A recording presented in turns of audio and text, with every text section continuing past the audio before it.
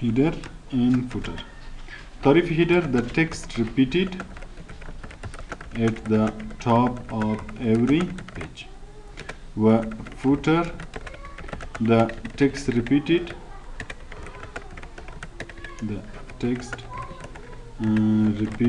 at the bottom of every page.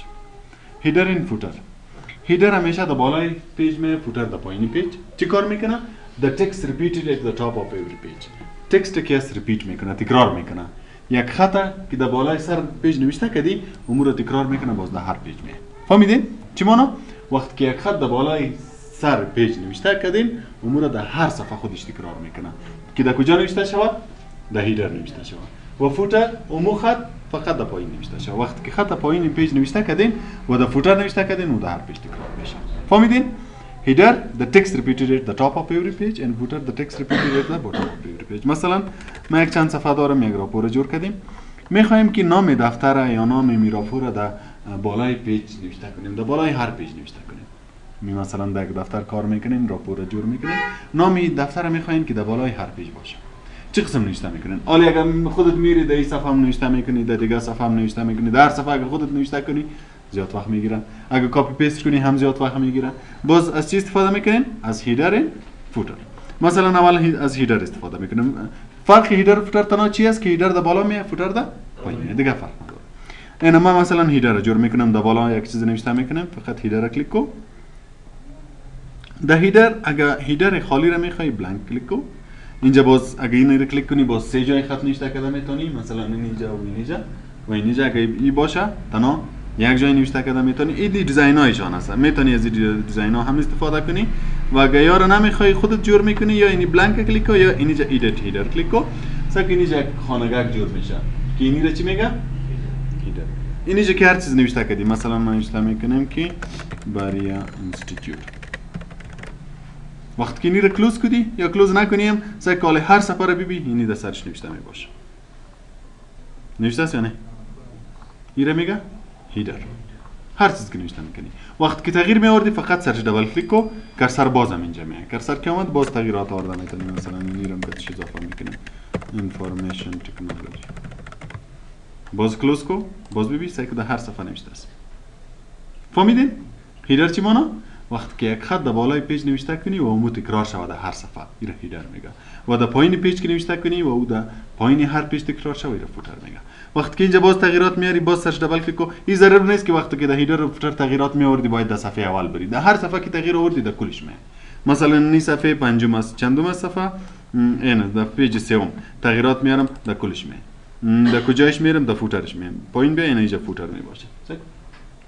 اینجا فکر کو آدرس نوشته میکنم. زیادتر آدرس و تلفن نمبر و چیزا در پایین نوشته میشه. آدرس نوشته میکنم، مثلا نوشته کردیم که بازار کمپانی یا فلان. اینا رو کلوز کو. حالا ببین در هر صفحه در آخرش این چیز است. هست یا نه؟ در صفحه اول سعی در بالایش که است نام کورس نوشته است، پایین چی نوشته است؟ آدرس نوشته است. این هیدر این فوتر میگه. همیشه اگه میخواستی که یک خط در بالای هر پیج بیاد، او رو در هیدر نوشته کن. مثلا عکس باشه، عکس آورده میتونی. هر چیز آورده میتونی. اگه میخوای که در بالای پیج تکرارن بیه، در هیدر نوشته کو. اگه میخوای که در پایین پیج تکرارن بیه، باز در کجا نوشته کنین؟ در فوتر نوشته کنین. وقتی که هیدر این فوتر سلکت باشه، باز برای از یک منیو میاد. منیو به نام چی هستن؟ دیزاین. میبینین؟ اینی چه کی آپشن هست، این کلش به خاطر هیدر این فوتر هستن. وقتی که هیدر فوتر سلکت باشه میاد، که سلکت نباشه، باز نمیاد. در اول که سلکت کنه باز اومد. دیگه که است اگر می‌خواستی که در هیدر تغییرات بیاری، مثلا پیشتر ما گفتیم که اگر دیزاین انتخاب می‌کردین، حالا میتونین ما چیزی نوشته کردیم، باز ما میتونیم کدام دیزاین اگه انتخاب می‌کنیم، دیزاین انتخاب کردم میتونیم باز بعد از اون در خط نوشته می‌کنیم. یا اگر در فوتر کدام دیزاین انتخاب می‌کردین، در فوتر هم میشه. یا تغییرات می‌آوردین اینجا edit more headers from office اگر اینترنت کانکت باشه، اینجا زیاد دیزاین‌های دیگه هم میتونی از اون استفاده کنی. remove header چی معنی؟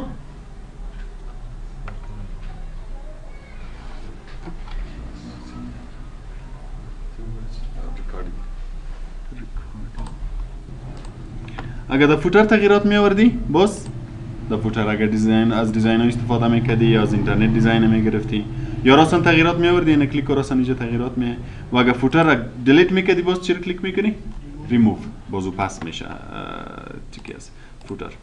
بعد از او اگر میخوای که پیج نمبر هم اضافه کنی، مثلا ما میخوایم که در هر صفحه شماره صفحه نوشته باشن که این اول صفحه است، دوم است، سوم است. در کتابا برپرم ضعیف هستن، بیاین که اونجا بشینیم درس رزومه میکنیم. اگر میخوای که پیج نمبر هم اضافه کنی، همیشه در کتابا و در افراد یا کی از پیج نمبر می باشه. در کجا اضافه میکنی؟ فقط اونجا کلیک کن، باز بیا از اینجا کی از پیج نمبر کلیک کن. پیج نمبر اینجا چی است؟ تاپ اپ پیج.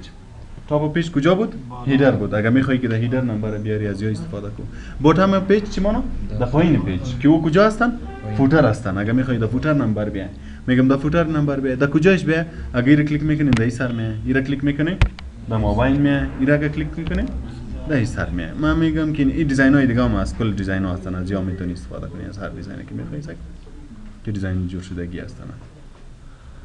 خب ما میرم فعلا یک ساده شکل کلیک میکنم، این رو کلیک میکنم، سکوجا پیج نمبر اضافه شد. چند هستی؟ یک. پایین برو. 2 3.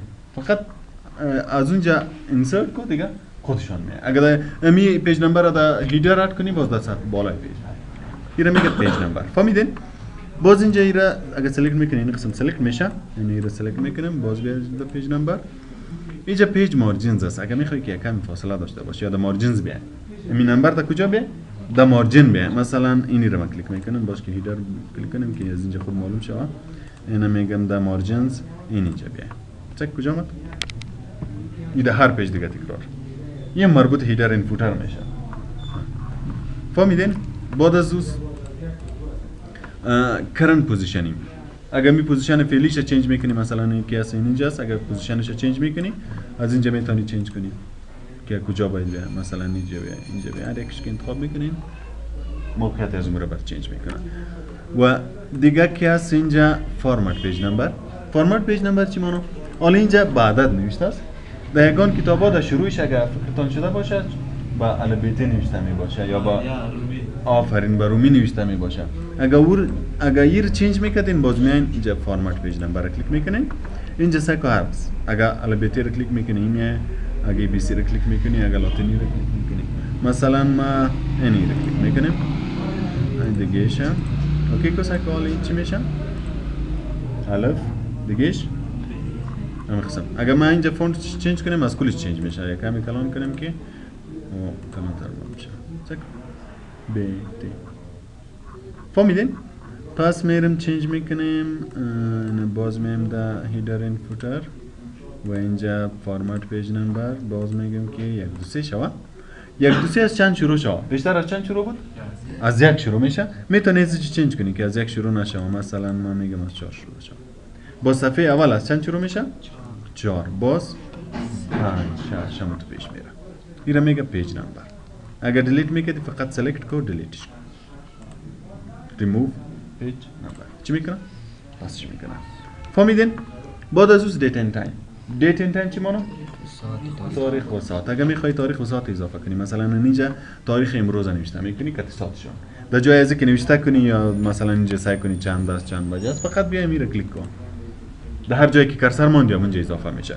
این کل دیزاینایش هست، از هر یکی انتخاب میکنی، فقط اوکی کن، اون مودام اونجا نوشته میشه. چون در فوتر است، اون در هر صفحه تکرار میشه. فهمیدین؟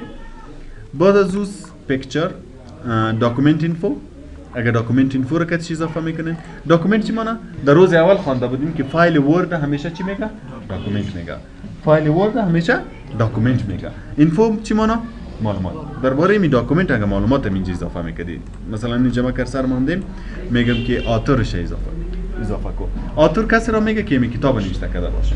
مثلا نام از رو اضافه میکنی، کلیک کن. نام کامپیوتر رو فعلا اضافه کرده. این آتور رو چیزا آپشن ها داره که اونجا ما میتونیم نام آتور رو چیزا رو نوشته کنیم. باز از اینجا فقط اد میکنین، اینجا خودش میاد. این دیگه اینفورمیشنش هست، از یام میتونی مثلا فایل نیم. این فایل به نام چی هستن؟ داکومنت 1. اگر میخوای که می نام اینجا اضافه کنی، کلیک کن. یا آدرسش نوشته کنی، فایل فات. این فایل را کجا سیو کردیم؟ هنوز سیو نیست نه؟ سیو نباشه اون تنها نامش میاد. اگه سیو باشه مکمل نام چیزاش میاد. مثلا این رو من سیو میکنم با نام هیدر. در کجا سیو کردیم؟ ما میخوایم اینجا آدرسش هم باشه. اینا کلیک کن، باز اینجا فایل فات کلیک کن. این در کدام درایو است؟ در درایو سی. در درایو سی باز در کدام فولدر؟ یوزرز. دو باز در کدام فولدر؟ دو باز the document به نام چی است؟ هیدر. فهمیدین؟ اگر میخوایی که آدرس مکمل فایل اد کنین از اینجا فایل فات کلیک کن. داکومنت تایتلشون چی است؟ اگر میخوایی که اینجا نوشته کنی مثلا من میگم که ور نوت است. اگر تایتل اضافه میکنین تایتل اضافه کرده میتونین.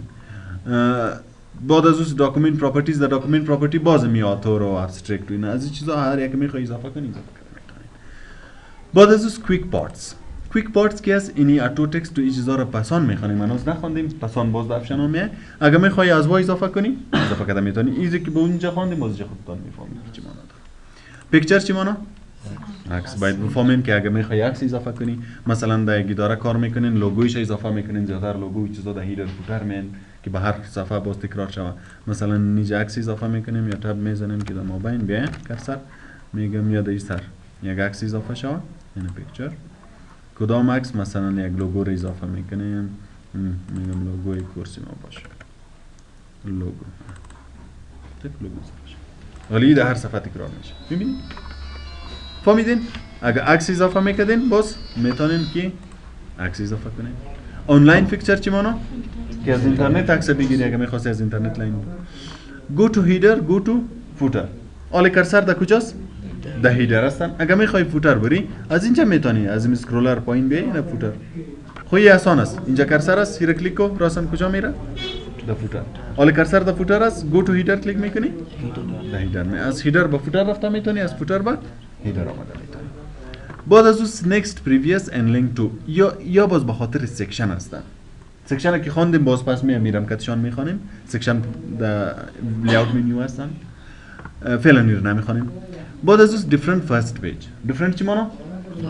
مختلف first page صفحه اول اگه میخوایی که صفحه اول متفاوت باشه نظر به دیگر صفحه مثلا صفحه اول کاور کتاب است میخوایی که در اینجا چیزی که نوشته میکنی در هر صفحه نبیه باز فقط اینی رو تیک مارک این رو که تیک مارک کردی اینجا چی نوشته شد فرست پیج ده حالا در اینجا که چیزی نوشته میکنی او در کلی صفحه نمیه این تنها به خاطر پیج اول هستن مثلا من نوشته میکنم که ورد نوت چی هستن این در هر صفحه نمیه در اینی صفحه در اینجا چی نوشته است هیدر میبینین چی نوشته است هیدر در هیدر که هر چیز نوشته بود او در کلی پیج میه او تنها به خاطر پیج اول شد اگر میخوای که پیج اول متفاوت باشه باز اینی رو تیک مارک اگر تیک مارکش فاز کنین باز پس کلش یک چیز میشه different odd and even pages odd even چی مانا تاق و جفت دیره در پرینت هم خوانده بودیم نه که اگر میخوای تاق پرینت کنی جفته اینجا چی مانا اینجا اگر میخوای که تاق و جفت متفاوت باشه در صفحه که تاق باشه یک هیدر باشه در صفحه که جفت باشه دیگه هیدر باشه باز اینی را تیک مارک این را که تیک مارک کردی صفحه که تاق باشه اینجا چی نوشته میشه ایوان در صفحه تاق ایوان نوشته میشه در صفحه تاق اود نوشته میشه در صفحه جفت ایوان نوشته میشه حالا در ایوان اگر من اینجا هر چیز نوشته کنم مثلا این پیج ایوان هستن او در کل ایوان میه در تاق که چیز نوشته شود او در تاق میه سکوی در تاق او در جفت اگر تاق جفت متفاوت میکنی بازی رو تیک مارک شفاف کنی پس آمده میشه بعد از اون شو تکست شو داکومنت تکست وقتی که در هیدر فوتر خط نوشته میکنی این خطی که در صفحه است او خیره معلوم میشه میبینید خیره معلوم میشه وقتی که در پیج کار میکنی در پیج دبل کلیک از هیدر فوتر راسن اینجا میای باز خط هیدر چه قسم معلوم میشه خیره معلوم میشه وقتی که پرینت میکنی باز اردویش یک قسم معلوم میشه یعنی ما پرینت میکنیم سعی اردویش یک قسم معلوم میشه اینجا چرا تو معلوم میشه به خاطر که فرق شوه وقتی که در صفحه خط نوشته میکنی تو باید بفهمی که اون خط از هیدر است وقتی که در هیدر فوتر خط نوشته میکنی باید بفهمی که خط از صفحه هستن از هیدر نیستن فقط به خاطر اینکه متفاوت در اینجا متفاوت به خاطر نشان داده که تو فرق کرده بتونی که یا صفحه است یا هیدر هستن اگه وقتی در هیدر فوتر خط نوشته میکنی اگه اینی تیک مارک پاس کنی باز در اینجا کی از خط معلوم نمیشه باز در پیج ما زیاد تغییرات نوردیم معلوم نمیشه در یک صفحه نو بریم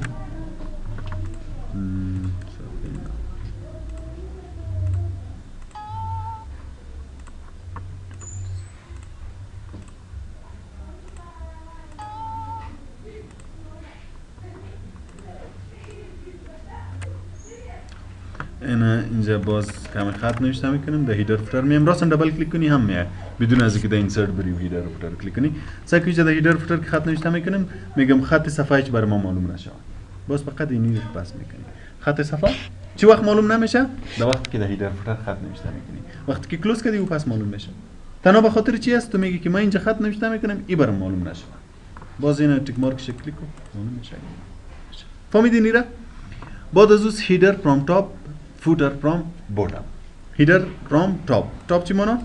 بالا اگه میخوای که این خط یک کمی پایین تر بیای باز اینی رو فاصله ایش زیاد کن چی میشه؟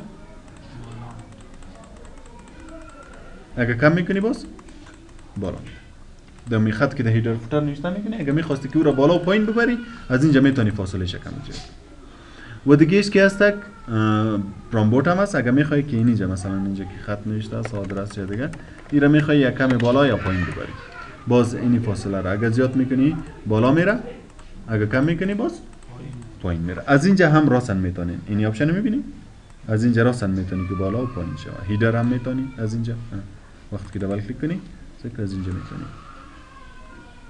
و اگه در صفحه کرسر باشه باز اینی که از مارجینز هستن مارجینز خواندیم نه به خاطر است که صفحه مارجینز فاصله زیاد میکنن از هیدر فوتر چنج نمیکنه پس دبل کلیک میکنیم ایره میگه هیدر این فوتر بعد از insert alignment tab alignment tab در روزهای اول خوانده بودیم اگه یادتان باشه مثلا که ما گفتیم که یک لیست جور میکنیم مثلا اینجا یک نام نوشته میکنیم باز تب میزنیم که کرسر اینجا بیای باز تب میزنیم که کرسر اینجا یادتان است باز چی میکردیم اینجا کلیک میکردیم مثلا ما میگیم که باز تب بزنیم در 2 بیای باز تب بزنیم در کجا بیای در 5 سک اینجا نشانه جور شد مثلا اینجا یک چیز نوشته میکنی تب میزنی کجا میره در 2 کرسر باز نوشته میکنی کجا میره در 5 اینی چیزا رو در هیدر این فوتر هم میکنیم مثلا اینجا می کرسر میکنی که اینجا خودشون جور است یکی اینجاست یکی این اینجاست اگر دیلیت میکنی کاش کو دیلیت میشه اینی رو دیلیت میکنه میگم که وقتی که اینجا یک چیز نوشته کنیم باز کی رو پاک کنم میگم که وقتی یک چیز نوشته کنیم تب بزنیم در کجا بیه در 2 بیه میبینین و باز تب بزنیم در کجا بیه در 5 حالا این یک چیز نوشته کو تب بزن اونجا میره اونجا نوشته کنی تب بزن اونجا اگر میخواستی که یک منظم جور کنی و اگر کلوز هیدر کلیک کنی باز هیدر کلوز میشه تغییرات آورده نمیتونی تا که باز دبل کلیک نکنی و اینجا دبل کلیک کنی اونجا و در صفحه خط تغییرات می اگه اونجا نوشته کنی دوباره اینا میگه هیدر این فوتر این بسیار زیاد مهم هستن باید همیشه یاد داشته باشید فهمیدین بس است